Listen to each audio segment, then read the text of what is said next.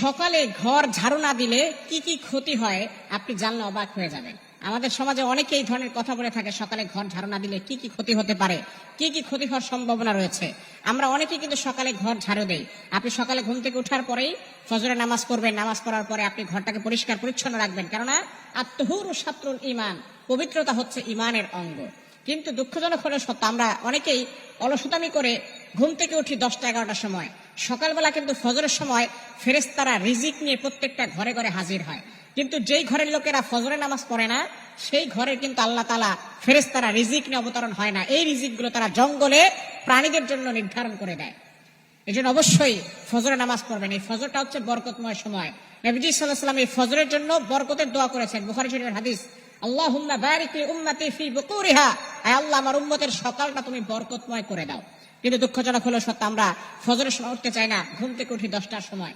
একটু তাড়াতাড়ি উঠবেন এবং সকালবেলা ঘরটাকে পরিষ্কার করবেন, কারণ আপনার ঘরের ভিতরে রহমতের ফেরেশতা প্রবেশ করবে।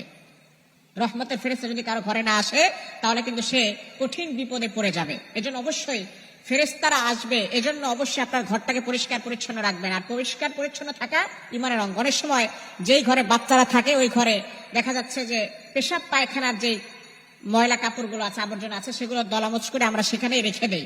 এই দুর্গন্ধের কারণে অনেক সময় ফেরেশতারা ঘরে প্রবেশ করতে পারে না। এজন্য সকালবেলা আপনি দ্রুত এগুলো পরিষ্কার করে রাখার চেষ্টা করবেন, তাহলে ইনশাআল্লাহ ফেরেশতারা আসবে। আর ফেরেশতারা আসলেই আপনার ঘরের ভিতরে অভাব অনটন দূর হবে, ঘরের ভিতরে রহমত আসবে।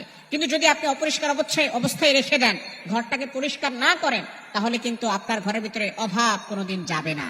এই অভাব লেগেই থাকবে, কারণ রহমতের ফেরেশতারা আসতে পারতেছে না আপনার ঘরের ভিতরে দুর্গন্ধের কারণে। এজন্য ঘরের ভিতরে সবসময় দুর্গন্ধ অবস্থা রাখার চেষ্টা করবেন না, সবসময় পরিষ্কার ক্লিন রাখার চেষ্টা করবেন এবং ঘরের ভিতরে ছবি টানিয়ে রাখবেন না। অনেকে আছে ঘরের ভিতরে ছবি টানিয়ে রাখায়।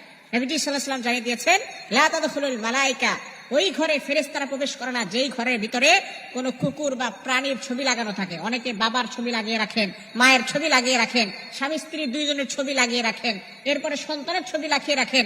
কোনো প্রাণীর ছবি আপনি লাগাবেন না, কোনো মানুষের ছবিও না, কোনো প্রাণীর ছবিও না। আপনি যদি এইভাবে লাগিয়ে রাখেন তাহলে ওই ঘরের ভিতরে রহমতের ফেরেশতারা প্রবেশ করবে না। আর যেই ঘরে রহমতের ফেরেশতারা প্রবেশ করে না ওই ঘরের ভিতরে বরকত থাকে না, ওই ঘরের ভিতরে অভাব লেগেই থাকে। এজন্য অবশ্যই সকালবেলা উঠে আপনি নামাজ পড়বেন, এরপর আপনি বিসমিল্লাহ বলে কাজ শুরু করবেন, ঘরটাকে ক্লিন করবেন, পরিষ্কার করবেন, তাহলে রহমতের ফেরেশতারা আসবে, ঘরে কোনো অভাব থাকবে না। আল্লাহ পাক রব্বুল আলামিন অভাব দূর করে দিবেন, দুঃখ কষ্ট দূর করে দিবেন, শান্তি আসবে, বিপদ আপদ থেকে, বালা মুসিবত থেকে আল্লাহ পাক রব্বুল আলামিন ওই ঘরটাকে হেফাজত করবে।